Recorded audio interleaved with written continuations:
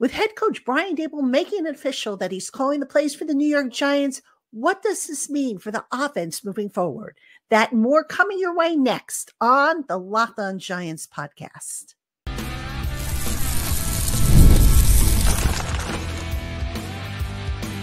You are Locked On Giants, your daily New York Giants podcast. Part of the Locked On Podcast Network, your team every day. Today's episode of the Locked On Giants podcast is brought to you by FanDuel. Now through September 22nd, all FanDuel customers can bet $5 and get a 3-week free trial of NFL Sunday Ticket from YouTube and YouTube TV. Visit FanDuel.com to get started. Hello, New York Giant fans, and welcome to another edition of the Locked On Giants podcast, part of the Locked On Podcast family, your team every day. I'm your host, Patricia Traina, credential member of the New York Giants media for Locked On, as well as for New York Giants on SI, which is where you can find all our written work.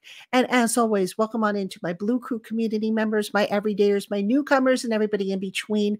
Thank you so much for taking time out of your day to spend it with us here on the Locked On Giants podcast. And if you are watching on YouTube, please, if you haven't already done so, consider subscribing to the channel. Click the little notification bell so that you're notified every time we post a new video, and like the video. It all helps at the end of the day. And if you listen to us on our audio platforms, a 5-star review is always appreciated. All right. On today's Locked On Giants podcast, Brian Daboll makes it official. He's going to call the plays. I'm going to tell you why that's a good thing. All right. Normally, you guys know that I believe in the CEO style head coach, but in this case, I think this is a good thing. So we'll talk about that. And in segment 2, then we'll talk about Daniel Jones. No excuses for him. He's got it made in the shade as far as the eye can tell. So we'll talk a little bit about that as we go forward and get ready for this regular season, and why I think Daniel Jones could surprise a few people, including yours truly, who still has doubts, but I'm starting to see where maybe he could surprise a few people.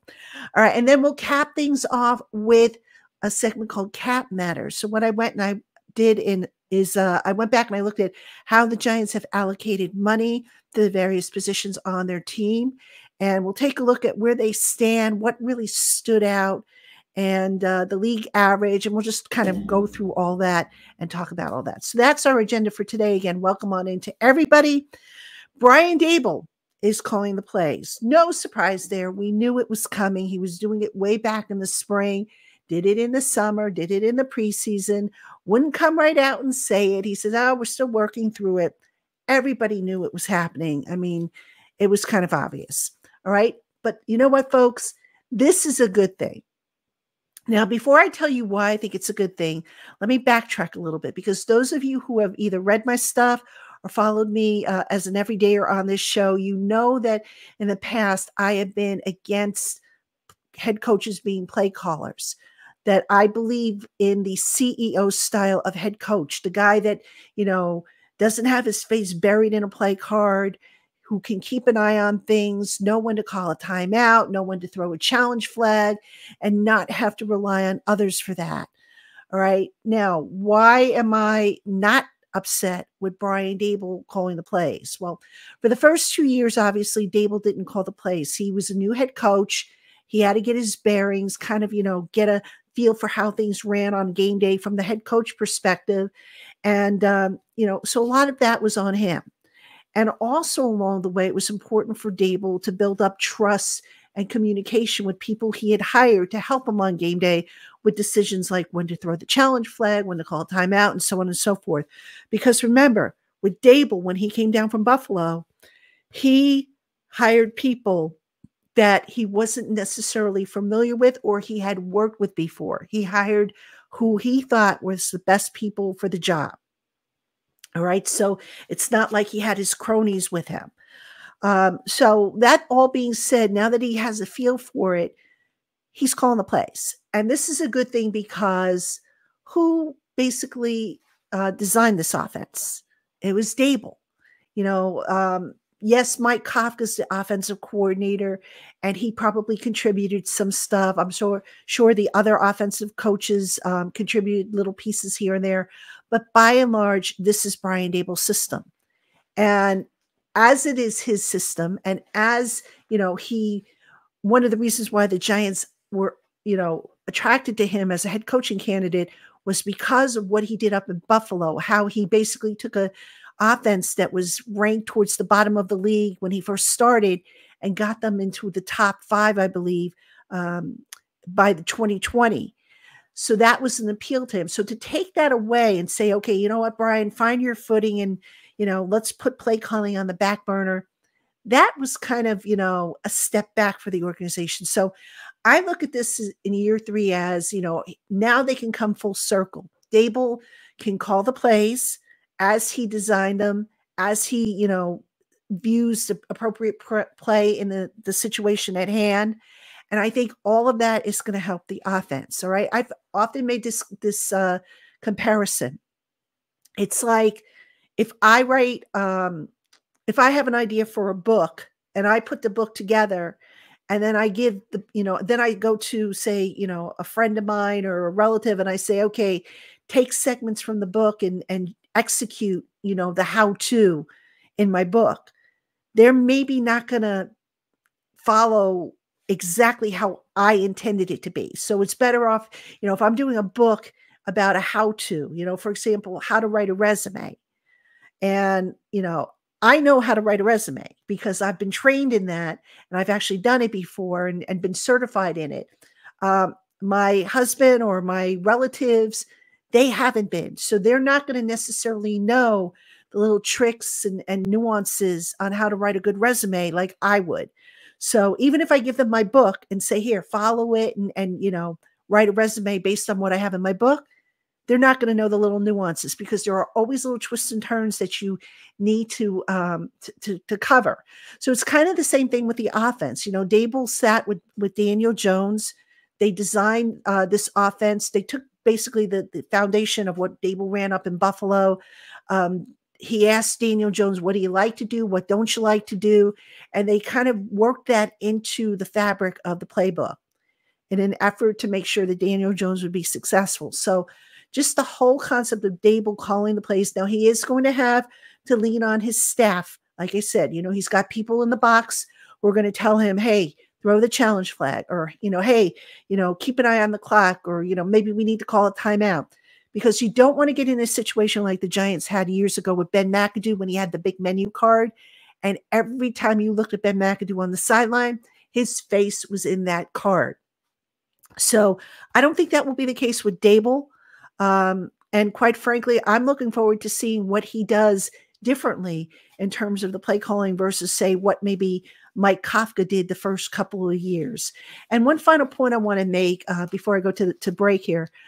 The fact that Daboll took over the play calling, I don't think that's any kind of indication about how he felt about the job that Mike Kafka did. Again, different scenarios, different perspectives. Kafka, remember, had never called plays before at the NFL level. Daboll had, and he had plenty of experience doing so, including playoff experience. So look, with the team needing to push forward, with the team needing to finally show, that it's headed in the right direction, this is a move that had to be made. And Daboll made it, and I endorse it. I'm sure I'm not the only one who endorses it. And I'm very curious to see how it all plays out for the Giants. All right, now speaking of play calling and offense, coming up, we're going to talk about Daniel Jones and why he is set up to succeed this year in year 6 of his NFL career. So don't go anywhere. Hey, Giant fans. So you've heard us talk a lot about FanDuel, America's #1 sportsbook. Well, we have something a little different for you. Now through September 22nd, all FanDuel customers can bet $5 and get a 3-week free trial of NFL Sunday Ticket from YouTube and YouTube TV. Then with a YouTube TV base plan, you'll be able to watch every regular season Sunday afternoon out-of-market game. All you need is a Google account and a current form of payment, and you can cancel at any time.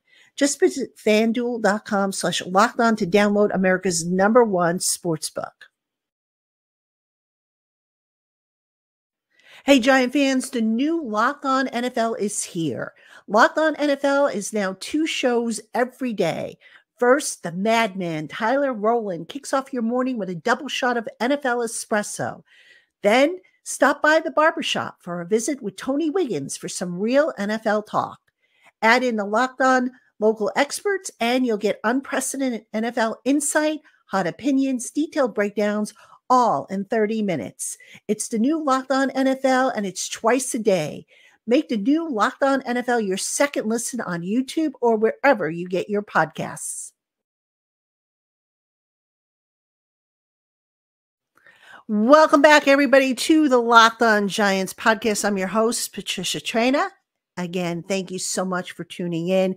Coming up on the Locked On Giants podcast, tomorrow we're going to have Crossover Thursday. So that'll be exciting. I'll be joined by Luke Braun of Locked On Vikings. And then also on Thursday night, Locked On Giants Live is back. Tana, dog. You've been asking me for months, and I've been wanting to do it. I really have. Just scheduling has been such a pain in the neck for me. But you know what? We're making time for it because you guys want it. And if you want it, I'm going to bring it to you, as always. All right. In this segment, Daniel Jones, is he set up for success this year? I believe he is. All right. Now, before I get into that, I think y'all know, at least those of you who follow me on a regular basis, that I have some doubts about Daniel Jones and if he can be the quarterback that they expect him to be. I am of the school, okay, show me, because I am also of the school of, all right, he's going into year 6 and we still don't know what he is capable of doing. And I still feel that way. That being said, Daniel Jones, for the first time, I think, in his Giants career, is fully set up for success. Now, I have always said with a young quarterback, it is important to make sure he has everything around him set up.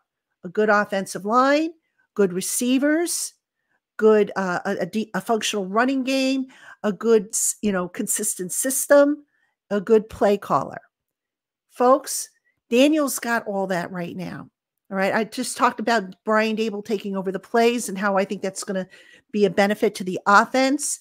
I talked about, I haven't talked about it, but wide receivers, the Giants receivers last year were pretty good. Malik Neighbors, the addition of him puts him over the top, which is, what we were looking for, obviously.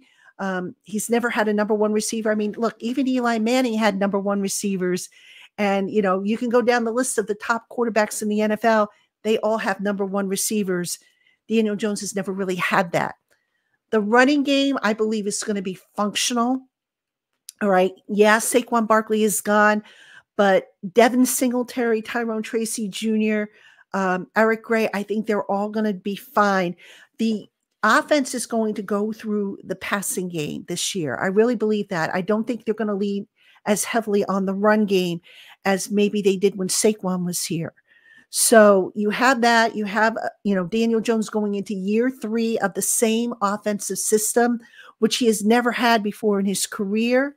The play caller, the receiver, this kid's set up for success. All right. Now, what could curtail it? Injuries, obviously. The offensive line maybe being a mirage. If that offensive line isn't as good as we think it can be, that can certainly, torpedo the whole idea of Daniel Jones having success. Because look, let's be real here.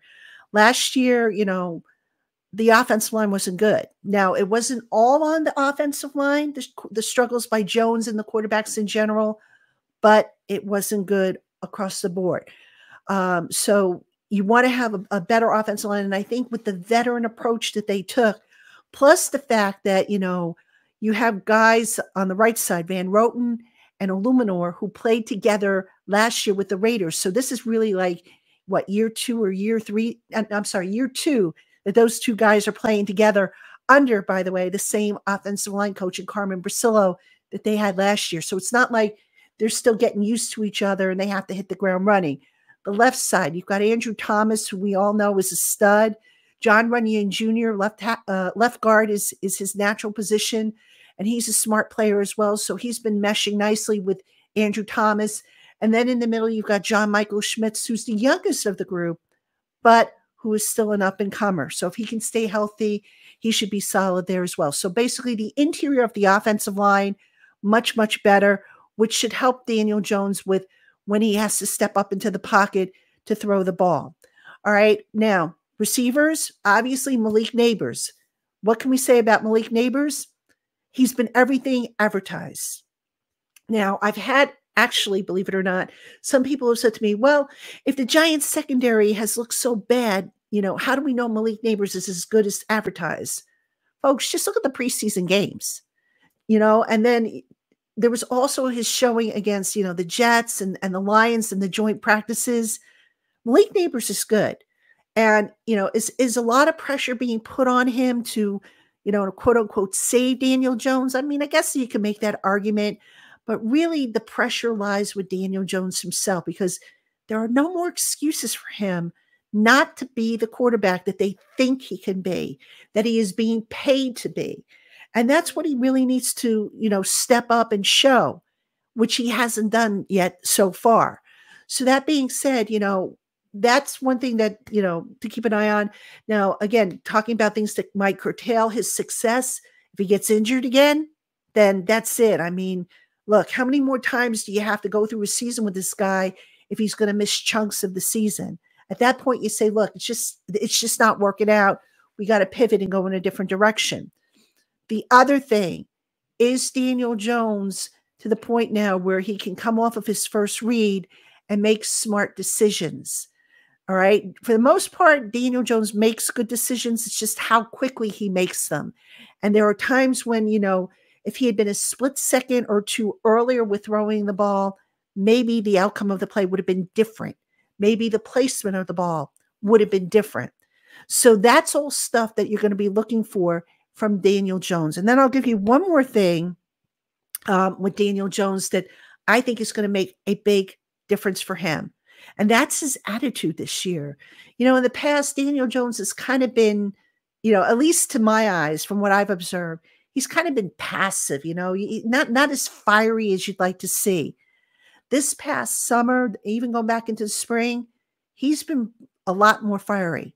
Now, not Phil Simms fiery. For those of you who remember Phil Simms back in the day, Phil Simms he actually started out kind of meek, and then he got fiery to the point where he didn't think twice about yelling at his offensive linemen if they missed a block, or yelling at his receivers if they screwed up. I don't think you're going to see Daniel Jones do that, but you're going to probably see a little bit more emotion from him, which has really not been there. And I think that's a good thing, because, sometimes if you keep that in, it just bubbles over and, it can work against you. So we've seen a much more animated and bolder Daniel Jones. I mean, today was a really good example. For the first time, I think, and I can't remember how long, Daniel Jones was talking at his locker, and he was talking about how the Giants could be good enough, to maybe go to the playoffs. So he actually mentioned the P word, all right, which in the past it would be like, oh, we're focused on the Vikings and whatnot, but the confidence is up there. Daniel Jones, his back is against the wall. He knows it. I think the Giants know it. Everybody knows it. And when his back has been against the wall, as it was, remember, in the fifth year, or in his option year, what would have been his option year after the Giants turned it down, Daniel Jones rose to the occasion. So I just think, given all the circumstances, he is poised to potentially come out and have a good season. And look, I know I have my doubts. I've said it before. I know I have my doubts, but you know what? I'm calling it as I see it. And I see confidence. I see a scenario which is probably as favorable as it's going to be. And I want him to do well, because as I have said to you many times before on the show, if they do well, my Mondays are a heck of a lot nicer than when I have to talk about a loss after a Sunday game. So fingers crossed that everything clicks for him. But again, everything seems to be trending in the right direction for Daniel Jones. All right, coming up next, we're going to talk a little salary cap matters. How do the Giants stack up at the various positions? Where are they over the league average? That sort of thing. Just kind of a little cleanup, if you will. We'll get to that right after this.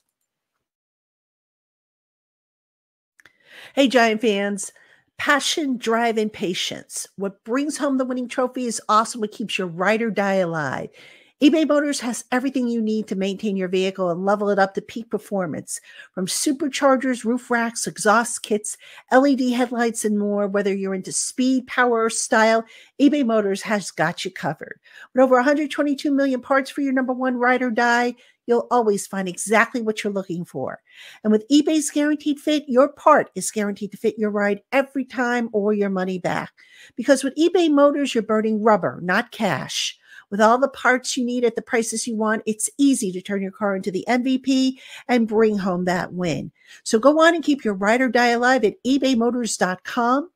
Eligible items only, exclusions apply. eBay's Guaranteed Fit only available to U.S. customers.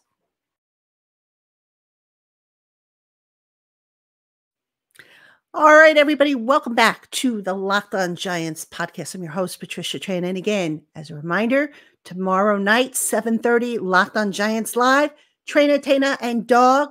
But hey, that's not the only thing I've got for you tomorrow. The regular recorded show is going to be the crossover show with Luke Braun, host of Locked On Vikings. So hope you will check that out. All right, in this segment, we have a look at the salary cap. All right. Now, what I did was I looked up the amount of money devoted to each position group on the Giants. Where did it rank? What was the league average? And not surprisingly to me, the four highest positions on the Giants: quarterback, offensive line, linebacker, and kicker.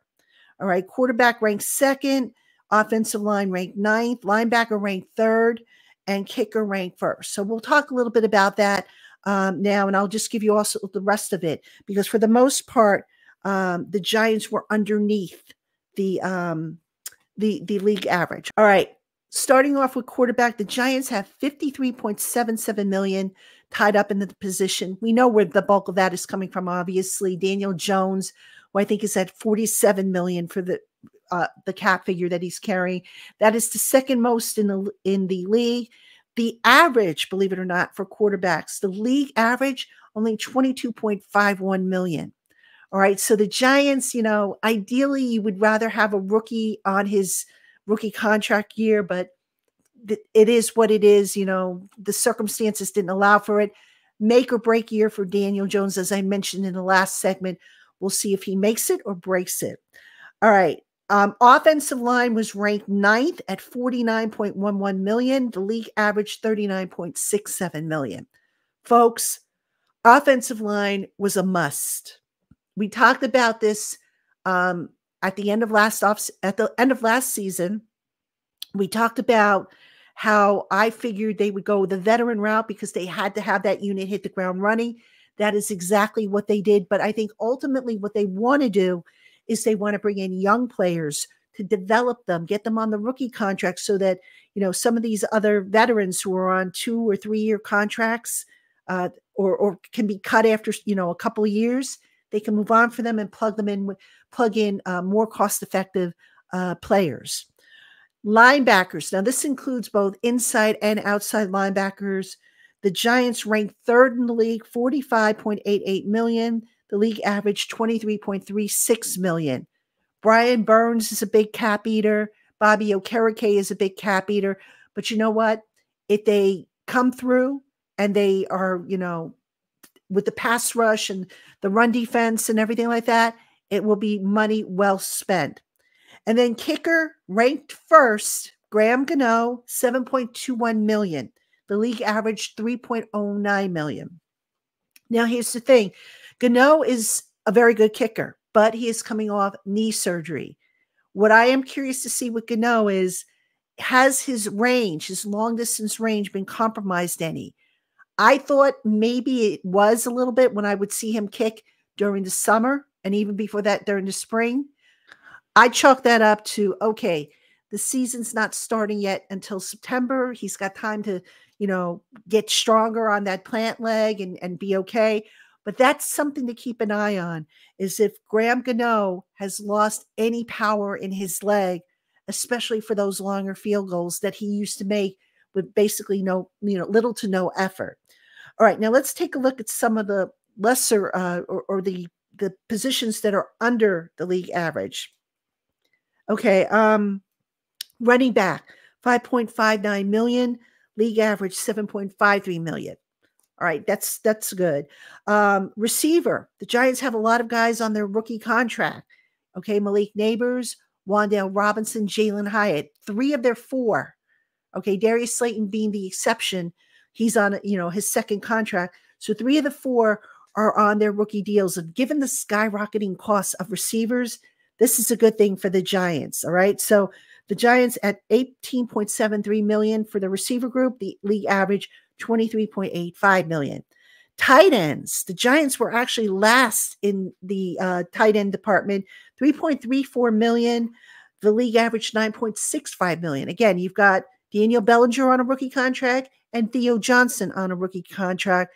Chris Manhertz, the third tight end, he's on a 1-year veteran minimum. So that explains that.